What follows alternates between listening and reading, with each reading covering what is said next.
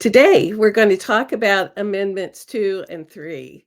So, 3 is pretty easy. 2 is one of those fraught amendments that Americans cannot get into agreement on. So, let's take a look.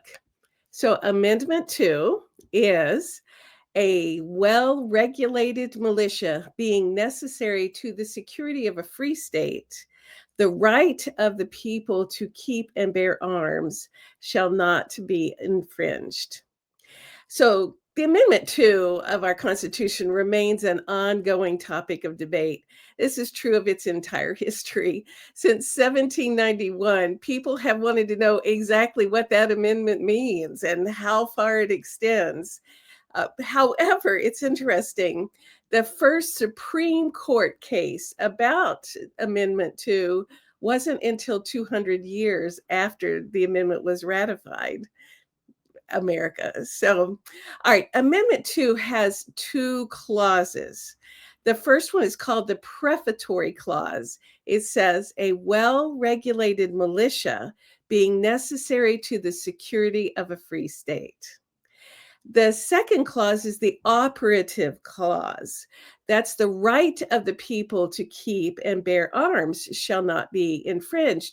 So it looks like we have two different amendments put together in one. The prefatory clause introduces the idea of the reason why we have that amendment, but is it a whole different thing than the second part? The courts are still arguing about that. People are still arguing about that. But what the prefatory clause emphasizes is the militia. Our founding fathers strongly believed that state militias were really important for keeping the power of the federal government in check. Remember, they had just fought for freedom from an overwhelming British force, where a king who had no checks and balances on him could do whatever he wanted.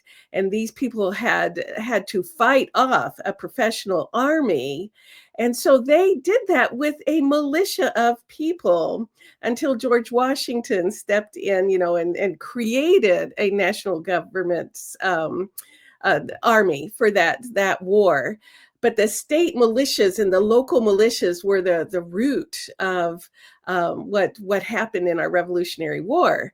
So our founding fathers wanted to make sure that states could still have militias just in case the federal government decided to overpower the states. So that was important to them. Over the years, the state militias evolved into the National Guard. So each state has its own National Guard units. And that just kind of was a natural thing because they found by experience that the US Army was not going to come overrun a state. So that played out itself over the years. The operative clause emphasizes the people's right to keep and bear arms. And so the important word there is the people's right. So when people who are gun rights advocates read that, they say, now this is one of those natural rights. It's the people's right to keep and bear arms. And so they don't connect it to militia, they connect it to a right. And so what you find is in the American history, until Reconstruction, the story was all about militias.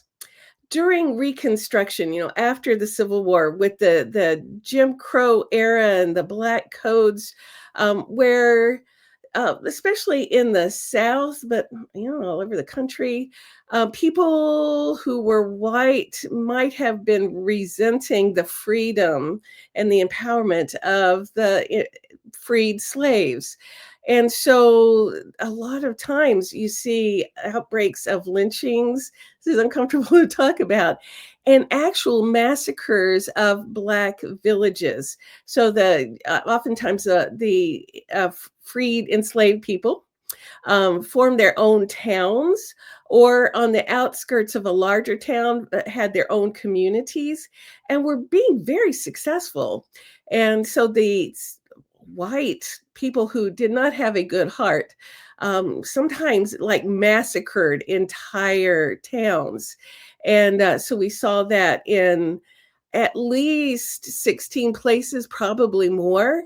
So in Colfax in New Orleans, Louisiana, in Tulsa, Oklahoma, in Memphis, Tennessee, even where I grew up down in Florida, there was a little town that was near my husband's family way out in the backwoods. There's a little town that was all in freed enslaved people, and they were doing very well, and the whites massacred them. So people would still, drive past what is now wooded area and go, that's where that town used to be. So what happened was in those days, in post Reconstruction, more African Americans started carrying guns for their own protection. So, the famous journalist Ida B. Wells said, a Winchester rifle should have a place of honor in every Black home, and it should be used for the protection which the law refuses to give.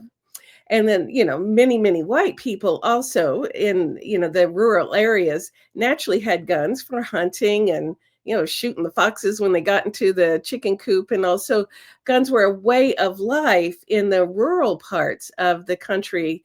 And then over the years, the gun topic became more politicized until in 1970s the NRA, so the National Rifle Association, which had been more of a sporting organization, they talk about hunting and all that, they became more political and adopted Amendment 2 as their cause and really talked it up.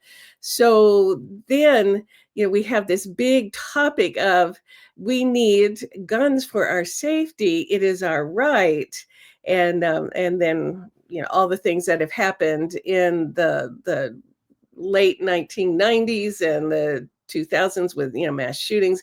So you got America in the middle of a hot mess as far as gun rights and all Amendment 2 stuff goes. And I would love to see a happy solution. So it's something we can continue to pray about. All right, quickly, this one is easy, is Amendment 3. All right, Amendment 3 is really important in the time. So Amendment 3 says, no soldier shall in time of peace be quartered in any house without the consent of the owner, nor in time of war, but in a manner to be prescribed by law. All right, the British had made a bad name for themselves. It was not helping their cause before the Revolutionary War by quartering their soldiers in local people's homes, whether the locals asked for it or not.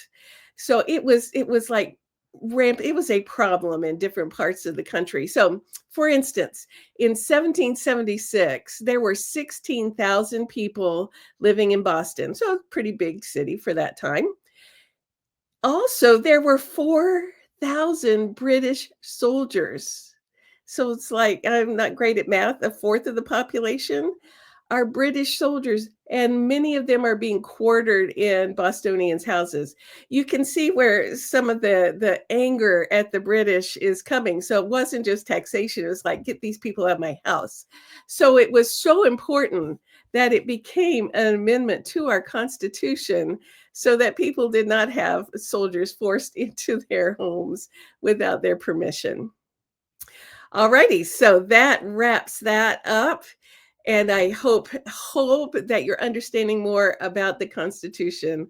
Join me for the next episode.